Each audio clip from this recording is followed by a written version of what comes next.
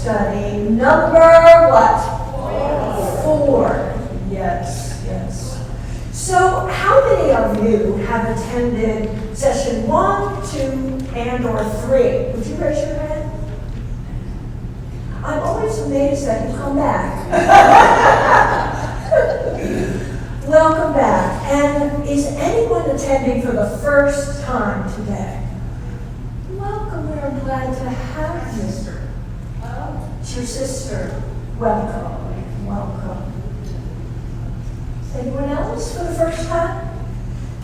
So just in case anyone here I haven't met yet, my name is Elizabeth, and I have to tell you, I say this every time, but I mean it. It is truly a privilege, it's a blessing, it's a joy. It's a joy to lead us in these explorations. So, all right, if you're ready, let us proceed to today's topic. So first of all, take a look at this amazing picture on the front of our handout. So look at that butterfly. Do you know what kind of a butterfly that is? I hear you say monarch. Exactly. So a monarch butterfly, as you may know, is orange.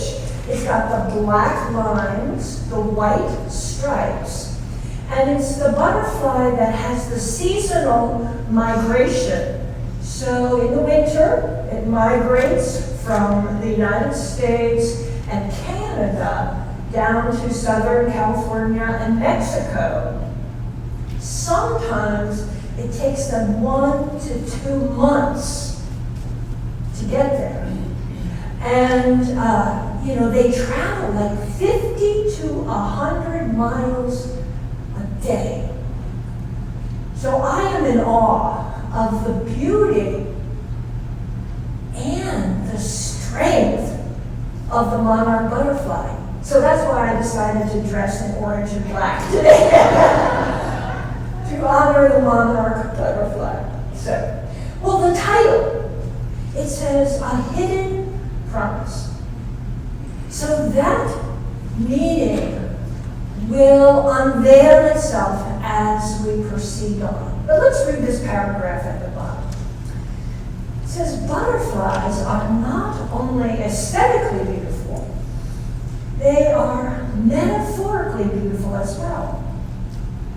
Poet Maya Angelou tells us, quote, "We delight in the beauty of the butterfly, but rarely admit the changes it has gone through to achieve that beauty," unquote.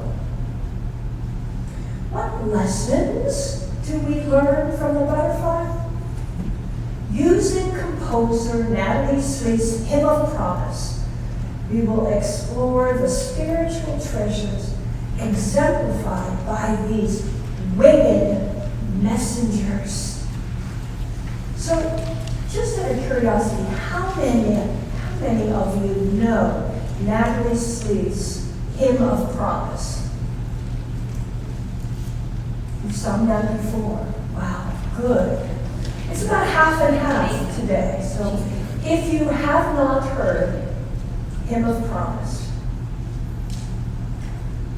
you are in for a musical and spiritual treat today. So let's turn the page. So before we explore Natalie Sleeth's Hymn of Promise, let's have an opening hymn. Now look at the lyrics of Spirit of the Living God. So there's a phrase that is repeated 3 times. Spirit of the living God, fall afresh on me. Okay. Then, right in the middle, there's this powerful line, and I've highlighted it. Melt me, mold me, fill me, use me. Oh, those are radical changes, radical things to ask for. Wow. So, perhaps us to open ourselves so that we can be transformed into all that God has in mind for us. In other words, here I am. God, melt me. Here I am, God, mold me. Here I am, God, fill me, use me. I am here, I am open, I am present. I am yours. This is one powerful psalm prayer, one powerful hymn. So let's get ourselves ready to sing this powerful prayer. Let's do some mindful breathing. Okay. So in a minute, I'm going to invite us to take 3 mindful breaths. And as we breathe in through our nostrils, perhaps think about smelling a flower, because then you're so intentional about it. And then when we breathe out, think about blowing out a candle, because there's that intention, there's that breath coming out with some force. All right. So if you feel comfortable, I invite you to close your eyes, and we will now simply enter into 3 mindful breaths, and I'll lead us. So we breathe in, smelling the flower, and we exhale, blowing out the candle. And we breathe in, smelling the flower, and we exhale, blowing out. One more time. We breathe in, smelling the flower. We breathe out, blowing out the candle. If your eyes were closed, I invite you to blink them open now.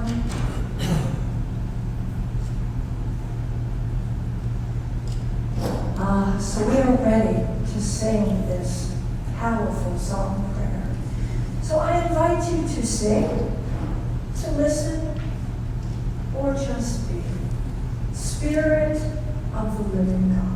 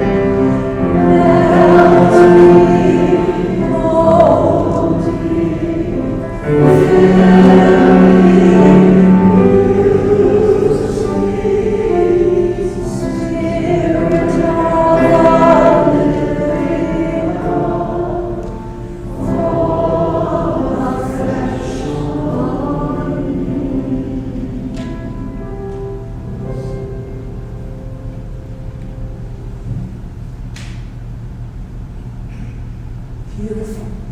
Melt me, mold me, fill me, use me, transform me, change me. Let's read this poem at the bottom, Seasons of Change. It says, changes of heart take time. Cast flow to perfection like aged wine. Wouldn't it be easier if the divine would just remake us overnight, beamed up into heavenly experience like a sublime, shining light? Yet, true growth comes from the fight. For God always has his reasons, just unknown to us, until we've wrestled and transformed over the course of many seasons. Notice that line that I highlighted. For God always has reasons just unknown to us. Can that really sink in? I mean, can we really believe that? If we only had, the faith the size of a mustard seed, right? Can we really believe that all is in God's time? And God has reasons for all things. Let's turn the page. So at the top of this page, there's an image, and it says, change is inevitable. Growth is optional. Optional. So if I say the word change into a group, some people might feel a little trepidation, a little scared perhaps. Others, they hear the word change, they might think, oh, that's kind of cool, that's exciting maybe. But no matter how you react or what you think about change, there's one truth about change. And here it is. It's a constant. Right? It is a certainty in life. Change is a certainty. So it's how we choose to respond to or resist change that determines the transformations that take place in our life. In other words, change comes from the outside. We cannot control change at all. But we can change how we react and respond to change. We can grow from change. We can be transformed by change.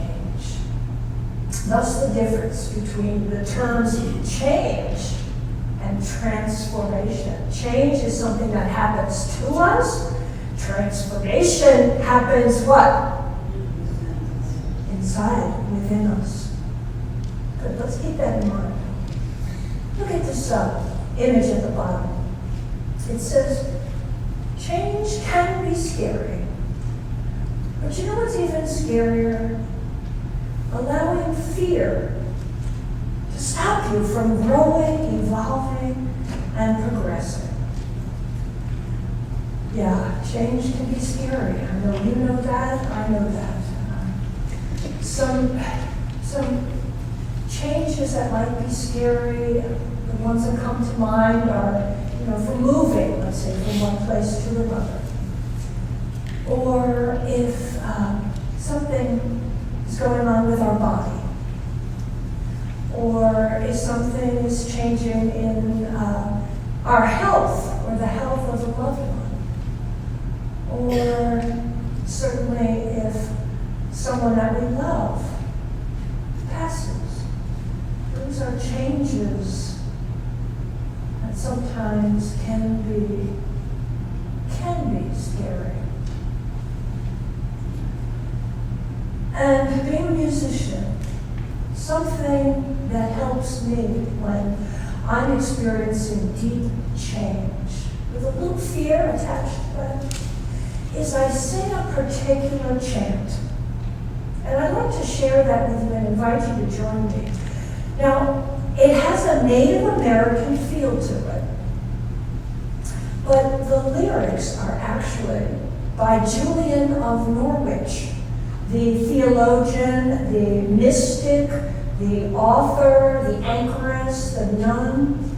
And you may know this famous line, all shall be well, all shall be well, all manner of thing shall be well.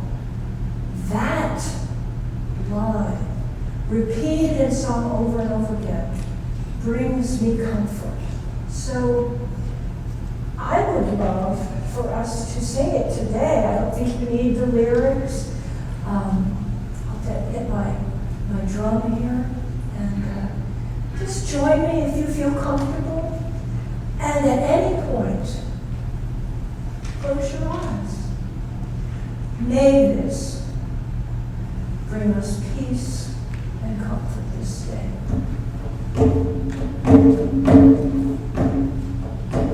All shall be well, and all shall be well.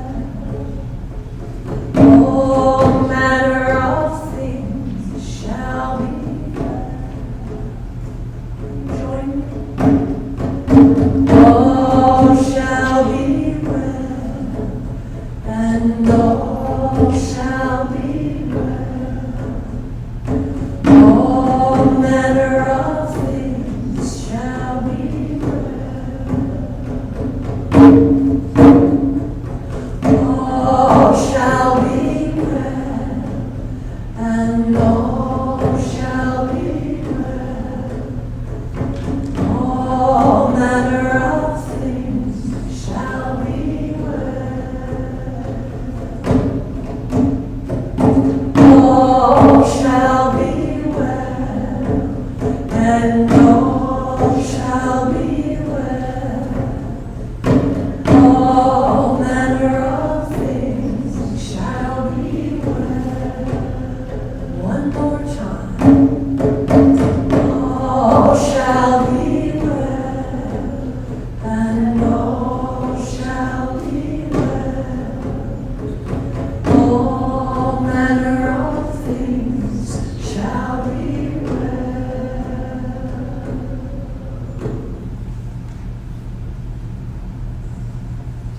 All shall be well. All shall be well. All manner of things shall be well. Can we take that promise in? So, when we go through changes, we go from one stage to the next. And for me, I always find inspiration and comfort, believe it or not, in the strength of the butterfly. Thus this topic. I do believe, I have come to believe, that butterflies are winged messengers from God. So we'll explore that in a few moments. Let's turn to the page that says Butterfly Facts, so that we can zero in on what we can learn from the butterfly, why the butterfly is important for our spiritual journey. First, let's look at a few bits of trivia, okay, for fun. So, it says there are about 17,500 different species of butterflies. Whoa. Whoa, God's creativity is amazing. Butterflies flap their wings about 5 times every second. Butterflies cannot fly if their body temperature is under 86 degrees Fahrenheit. Some butterfly species are extremely fast. The skipper butterfly can fly faster than a horse can run. Amazing. Butterflies have compound eyes consisting of 12,000 mini eyes. What? What? Butterflies are nearsighted, but can see colors. And this next one, this I had to really research, because it's like butterflies taste their food with their front feet. How many of you knew that already? All right, there's your trivia. You go home today, call somebody you know, guess what? So I have to just aside on this. So butterflies have these taste sensors in their feet. And so they land on a leaf. They test out the leaf. Are there enough nutrients in this leaf? If there are, then the butterfly will lay its eggs there, knowing that there'll be enough food for the caterpillars. Isn't that amazing? Now, adult butterflies, they have the like straw-like tongue where they sip nectar and juice, but the taste sensors in the feet are absolutely fascinating. God's creation. Well, let's proceed. A butterfly can lay up to 100 eggs at once, and do so for days. A newly emerged butterfly can't fly yet.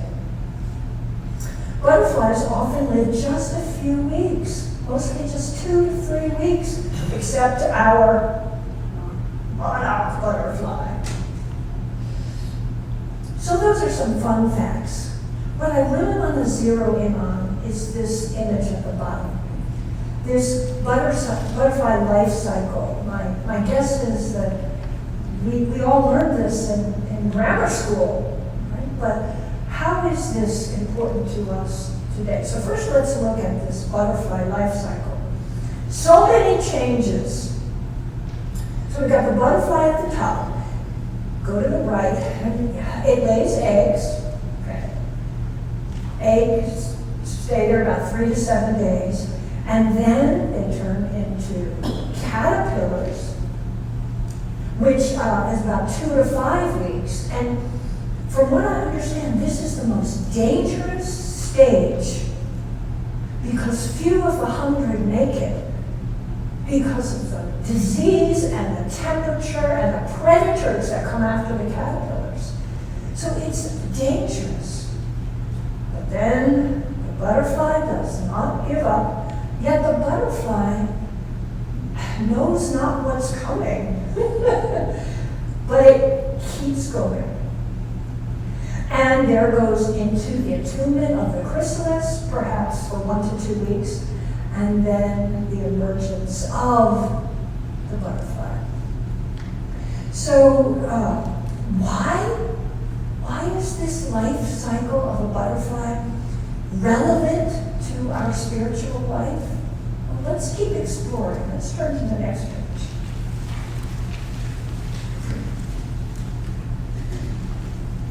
So, in the pink box is the quote, once again, by Maya Angelou.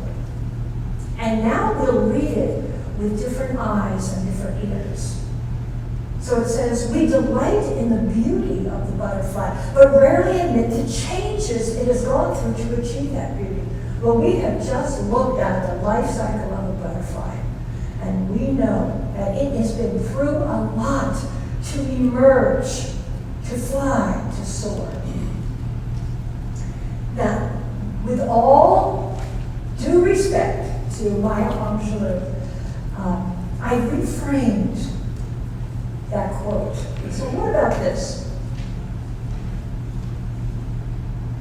Nay, we delight in our own beauty, honoring the changes that we have gone through to achieve that beauty.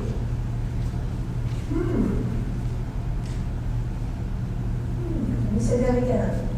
So may we delight in our own beauty and honor the changes that we have gone through to achieve that beauty.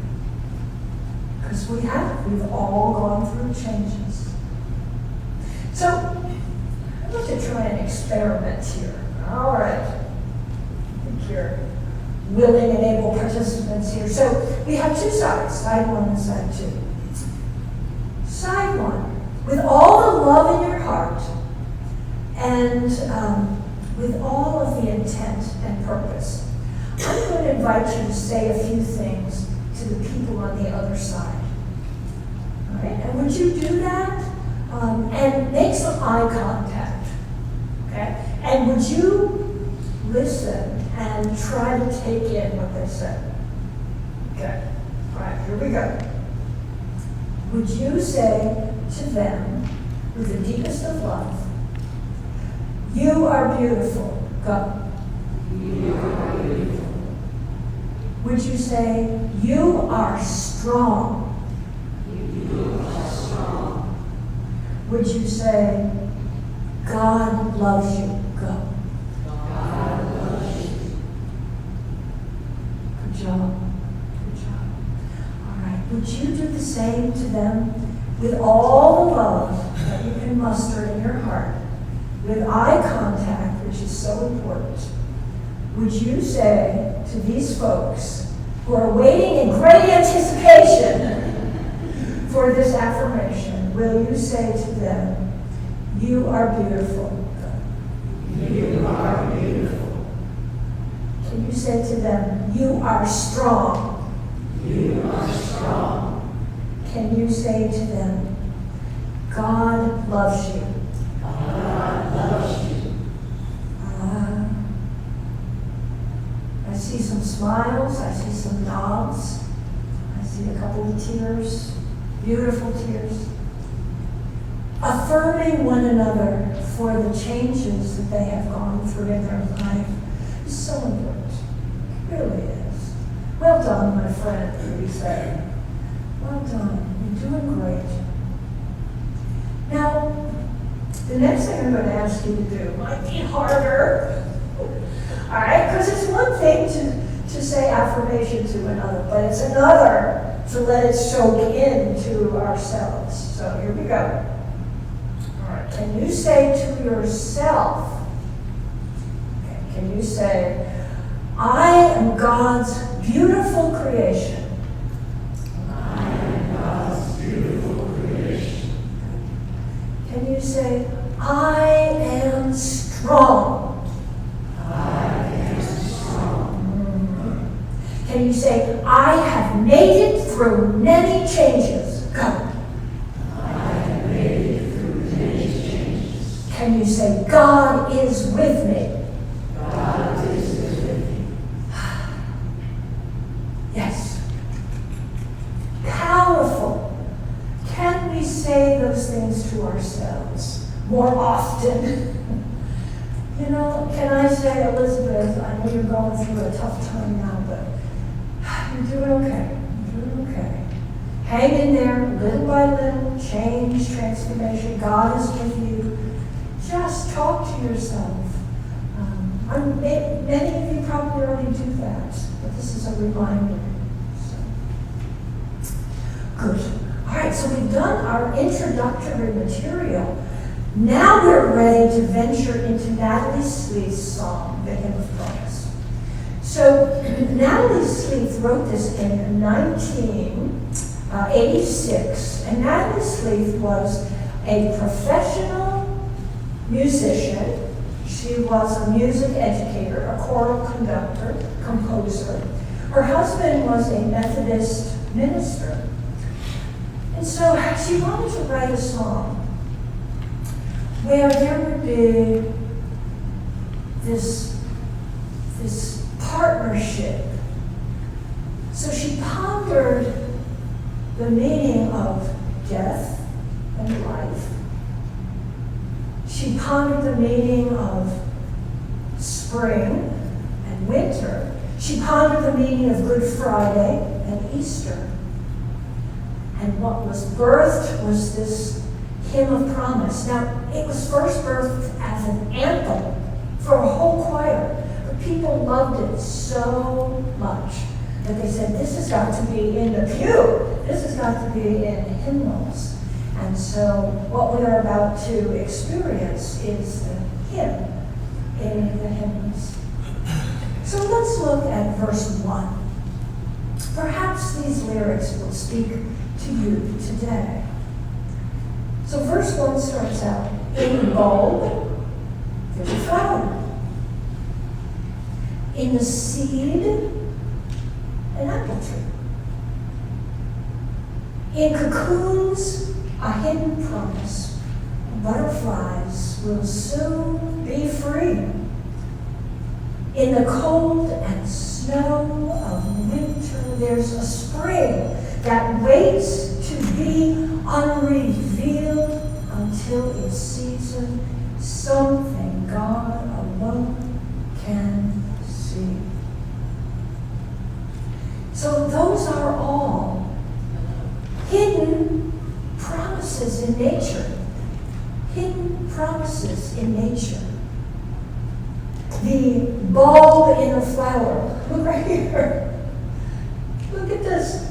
I'm holding a tulip bulb. If an alien came down and I held this up and I said, what is it? Do you think an alien would ever believe this could turn into a beautiful red tulip? I don't know. But look at this.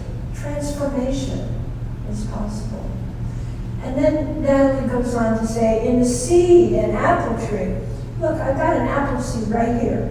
It barely fits between. It's just very, very tiny. From this seed, you know, a huge tree filled with abundant fruit will come.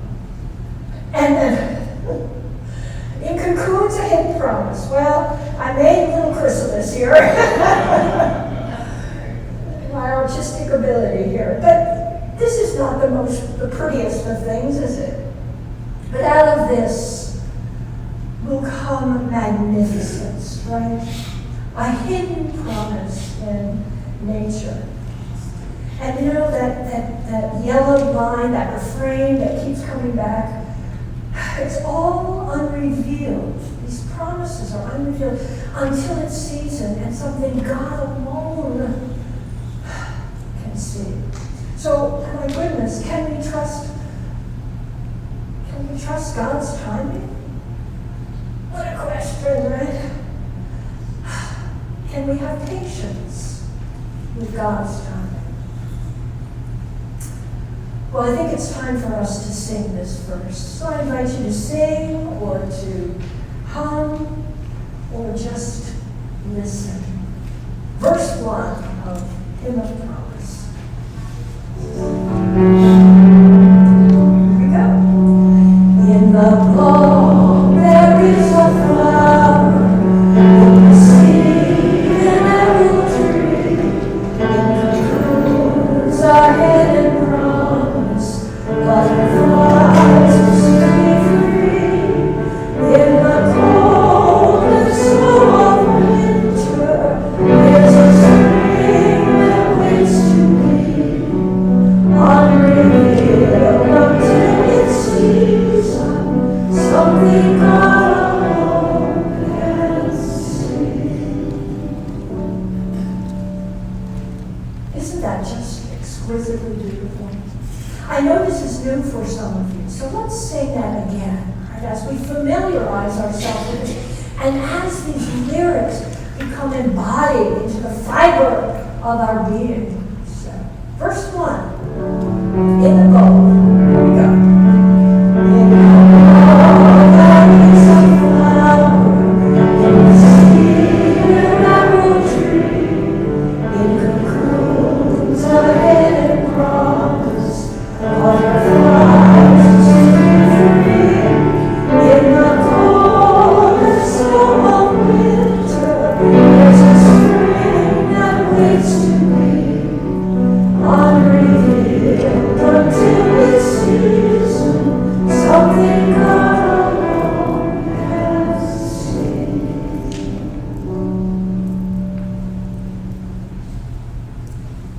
Beautiful.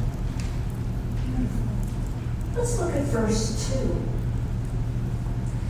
I wonder what messages are in there for each of you today. So it says, there's a song in every silence, seeking word and melody. There's a dawn in every darkness, bringing hope to you and me. From the past will come the future, what it holds, a mystery unrevealed until it sees it, something God alone can see. So there are hidden promises in life, hidden transformations in life. It seems as I look at this that there's that focus of opposites, that within one thing that seems bleak and empty, that there's a promise of something good to come. Like there's a song in every silence, and this second line, there's a dawn in every darkness. Just sit with that for a minute. Dawn in every darkness, bringing hope to you and me. Wow. From the past will come the future. Whenever I see that line, I'm reminded of the verse from Jeremiah, chapter 29:11. This might be familiar to you. God says, "For I know the plans that I have for you, plans to prosper you and to not harm you, plans to give you hope and a future." That's Jeremiah 29:11. Wow. Unrevealed until its season, something God alone can see. Let's experience verse 2. I invite you to sing, or to hum, or just to listen. Verse 2. There's a song in every silence, singing word and melody. There's a dawn in every darkness, bringing hope to you and me. From the past will come the future, what it holds a mystery, unrevealed until it sees something God alone can see. Oh, we're really getting the melody and the beauty of that. I invite us to sing this a second time and let those words just bathe over us and into us. Verse 2. There's a song in every silence, singing word and melody. There's a dawn in every darkness, bringing hope to you and me. From the past will come the future, what it holds a mystery, unrevealed until it sees something God alone can see.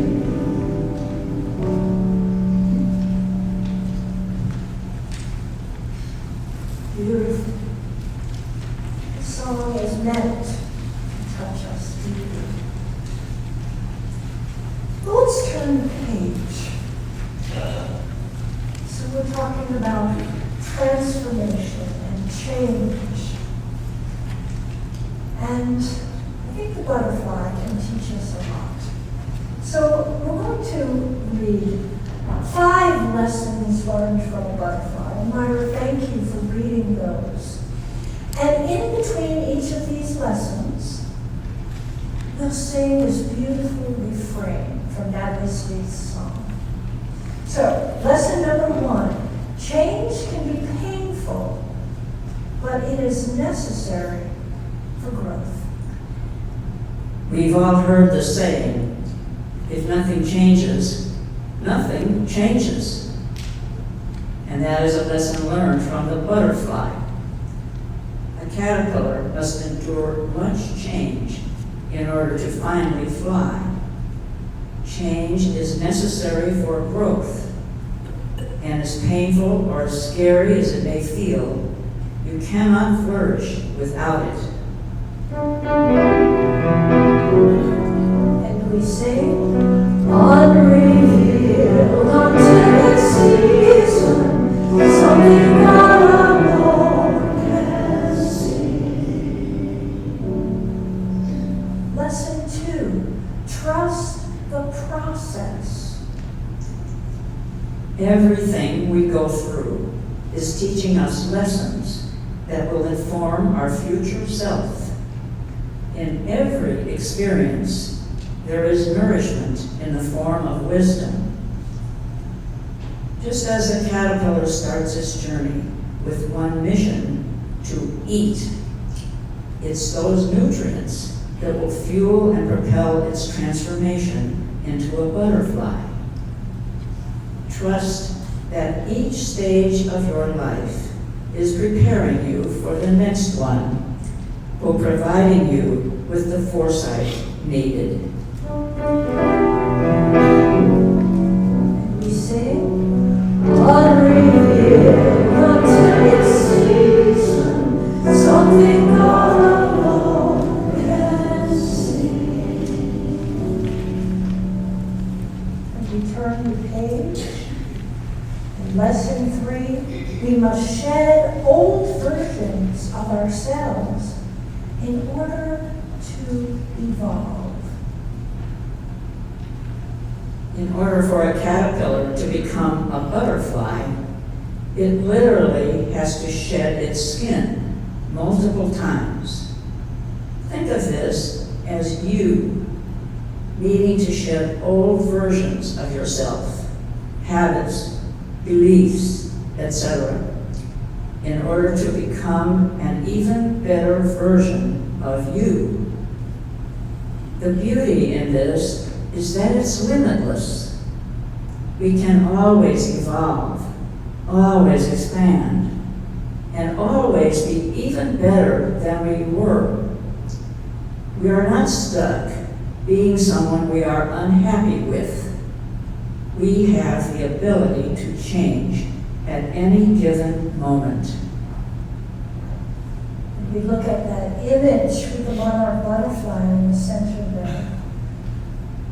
With the verse from 2 Corinthians. Therefore, if anyone is in Christ, he is a new creation.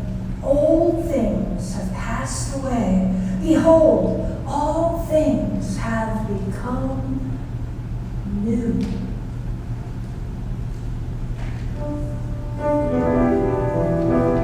And we sing, unrevealed until it's season, something God alone can see. Turn the page for lesson number 4, the importance of solitude. When a caterpillar is ready to begin its metamorphosis, it forms itself into a chrysalis. To do this, it must retreat into solitude for an extended period of time. This solitude is essential for its ultimate transformation. And the image in the middle, follow me if you will, it says, when you find yourself cocooned in isolation and cannot find your way out of the darkness, remember that this is similar to the place where caterpillars go to grow their wings.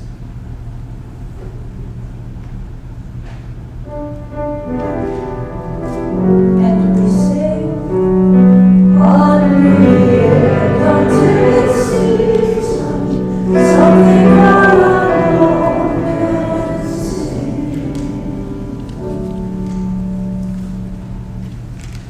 Turn the page for lesson number 5. There is beauty in letting go. The final act of the caterpillar is to liquefy itself into a goo-like substance. This goo will then restructure itself into its final form, a butterfly. A caterpillar may not know what's happening, but that's where the beauty lies.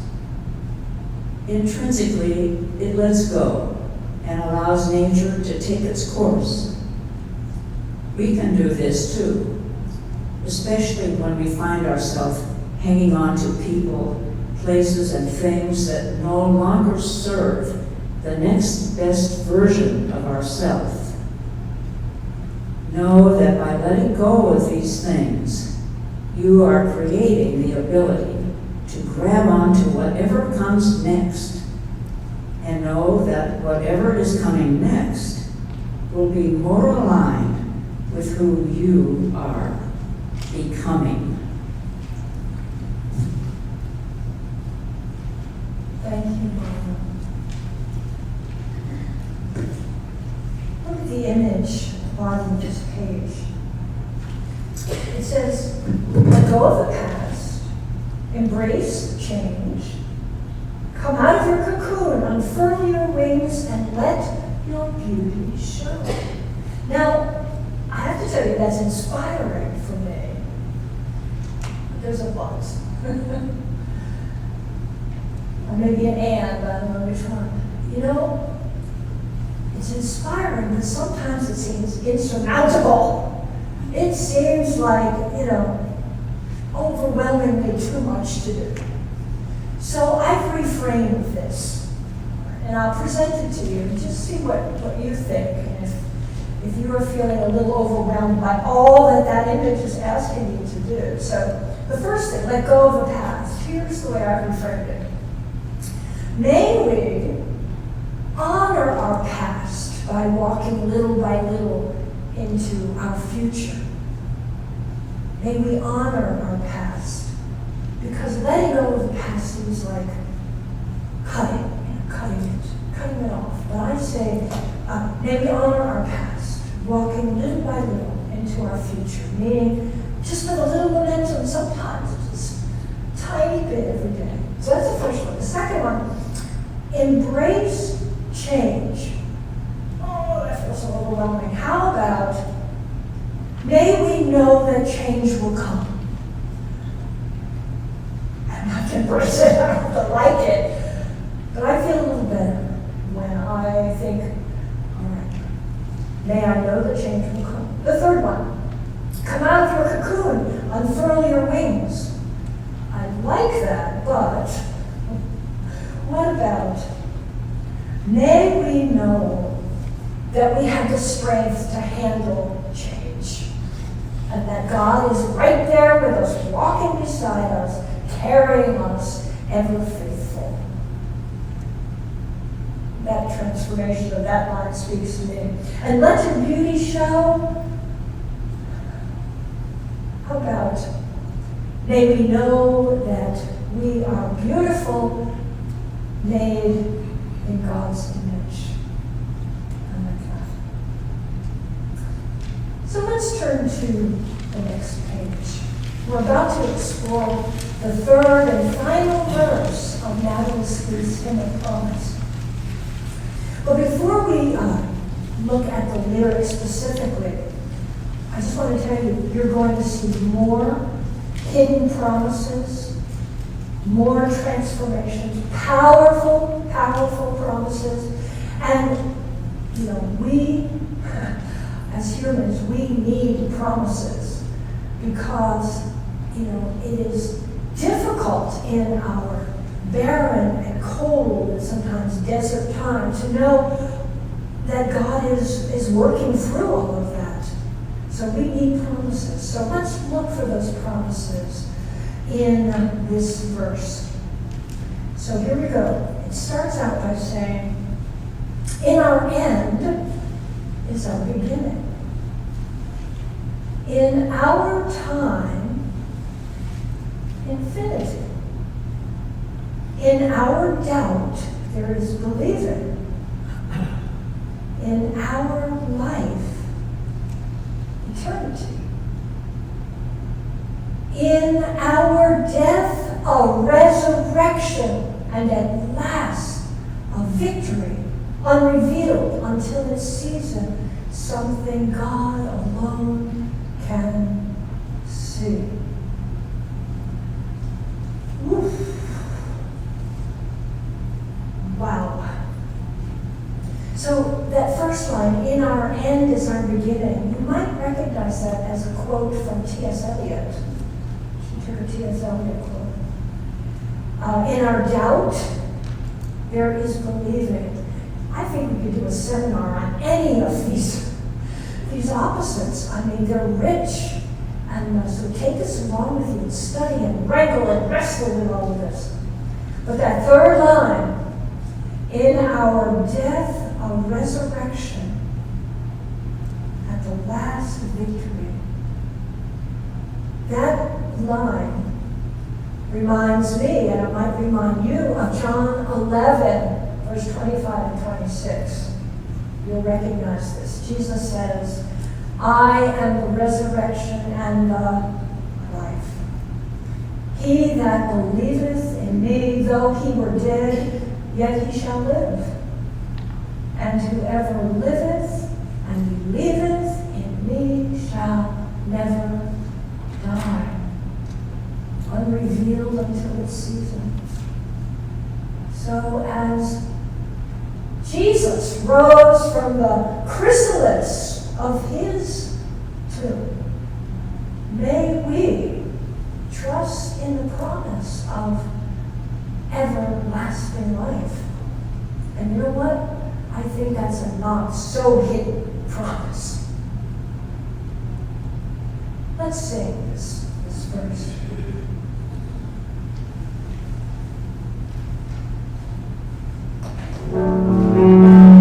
Verse 3. In our end is our beginning, in our time infinity, in our doubt there is believing, in our life eternity, in our death a resurrection, at the last of victory, unrevealed until its season, something God alone can see. Unrevealed until its season. Hidden promises, promises of transformation. Whew. That's one powerful verse. So we've been exploring change and transformation and butterflies and Natalie Smith's song. So I have a challenge for all of us. Okay? Let's see what you think. So let's make a pact. All right, let's make a pact that whenever we see a butterfly, whether it is through a window, whether it's out in nature, whether it's in a book, a magazine, on TV, a greeting card, or whether we just hear the term butterfly, let's stop and smile and trust that at that moment, God has a message for us. Because I believe butterflies are winged messengers from God. Just like, have you ever heard that if a cardinal comes to you, that is someone that has passed coming to you with a message of love? So I say, when a butterfly appears, from now on till forever, all right, stop, smile, and then say, uh-oh, this is a message from God. This is a God wink. God's winking at me saying, stop and listen. Because maybe you need to hear that you're beautiful. Or maybe you need to hear that you are strong. That's my 5-minute warning. Perfect. Maybe you need to hear that you will make it through changes. Maybe you need to hear the fact that you have wings and you can soar. Maybe you need to hear that God is with you. Let's do that together and we'll share. I'd love to hear any butterfly sightings and that you have. So as we come to our end today, I have one more challenge. You know, we've been talking about personal transformation. What about transformation in the world? This image here, it says, together we can create the butterfly effect and change the world. Has anyone ever heard of the butterfly effect? No. And it's a metaphor. And it says that the flapping of a butterfly's wings in one part of the world can create like a typhoon in another part of the world. In other words, small things make a difference, cause and effect. And so this butterfly effect is, love that makes a difference. Small acts of love make a difference. And as we are transformed, the world is transformed. Let's look at this, the bottom here, this paragraph. It's, may we be changed. May we leave this time together changed. May the promises we have made to ourselves about who we want to be feel closer to the reality of who we are right now. May we share that feeling of transformation wherever we go. May it spread into every word, deed, thought, and interaction until we are all changed, transformed, and transforming together. And the last thing that we're going to do, turn the page. I placed the actual written music and the lyrics to Hymn of Promise. Let's sing the entire song as our closing prayer. And I invite it to bring comfort and reassurance and hope.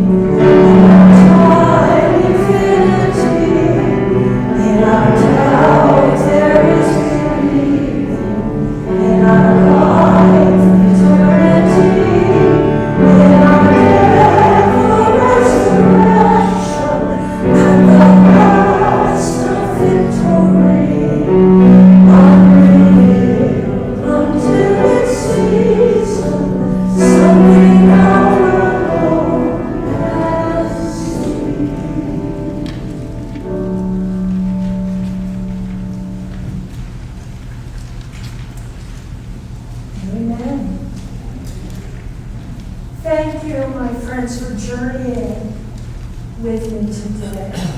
And it's become tradition at musical Bible studies to have a giveaway at the end. And that's where you can remember the message and all the things that we talked about and sang about. So today's giveaway are these butterflies, and they're on little wires. So you could put it in a vase, you could put it in a plant, you could put it in your garden, you could put it on your bedside or on a table or on your desk to remind you of those winged messengers that have so much to teach us. So, well, we leave here today with lots to think about and beautiful music in our hearts. And may those things be food and nourishment for our journey. Thank you, friends. We'll see you next time.